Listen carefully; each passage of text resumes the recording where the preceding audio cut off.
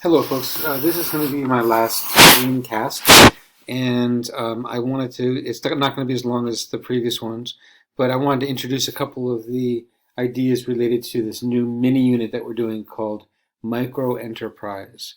As you can see from these pictures, these are small business owners who uh, do all varieties of work and what we call micro enterprises. So the first topic is micro enterprise. Micro, of course, like microscope, microscopic means very, very small. An enterprise is what we call a business venture. So micro enterprise then is a business operating on a very small scale with a sole proprietor, that is to say a sole owner usually, and fewer than 6 employees. That's what's called a micro enterprise. There are micro enterprises in the developing world, which is the main focus in this unit. And there's also micro enterprises here in the developed world. What is a micro entrepreneur? Well, an entrepreneur is a risk taker, someone who starts a business venture usually. An entrepreneur is somebody who takes on the risk of starting a business. Most businesses, as you probably know, fail. And so that's what a micro entrepreneur is, an ambitious person who sets up a very small business. Now, two important concepts that I want you to be aware of. The first is what's called collateral. An asset, meaning to say property like a car, a house, or jewelry, that a borrower offers as a way for the lender to secure a loan. Traditionally, frequently, if a borrower stops making the promised loan payments, the lender, which is to say usually a bank, can take the collateral to recoup their losses.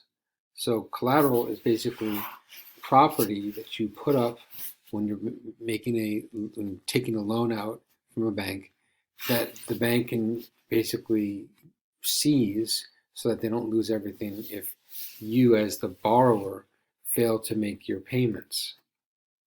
Now, more to the point of our unit, this little unit for 3 days that we're doing, is the topic called microcredit.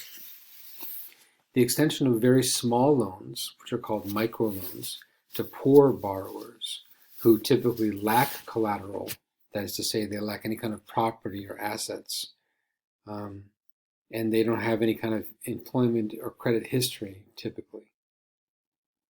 Microcredit enables people in developing countries to become self-employed micro-entrepreneurs running micro-enterprises. So microcredit is a way for very, very poor people to start businesses and to become successful and help to support their families and improve their communities. Now, I'm going to be asking you to read about the Grameen Bank. The Grameen Bank basically is based on the word Grameen, which means rural in Bangladeshi language. The Grameen Bank is a 2006 Nobel Peace Prize winning microcredit organization and community development bank founded in Bangladesh, close to India. It makes small loans to the impoverished, the poor, without requiring collateral to help them start micro-enterprises. So Grameen Bank is one of actually now many microcredit organizations, but it really started something that has become very, very successful throughout the developing world. This is the founder, Muhammad Yunus. He's the man who came up with the idea of the Grameen Bank. And I'm going to ask you to read a small piece on the Grameen Bank in which they'll quote Muhammad Yunus, and then watch a small piece of video called Pennies a Day, which talks about the foundation of the Grameen Bank and its successes. So this is, as you can see here, this is India, of course, and here is the small country of Bangladesh, one of the poorest countries in the world, but doing better and better because of organizations like the Grameen Bank. All right, well, that's what I wanted to talk about with you today, and just a short introduction to this idea called micro enterprise. It's making a huge difference in the developing world, and that's what I wanted you to be aware of.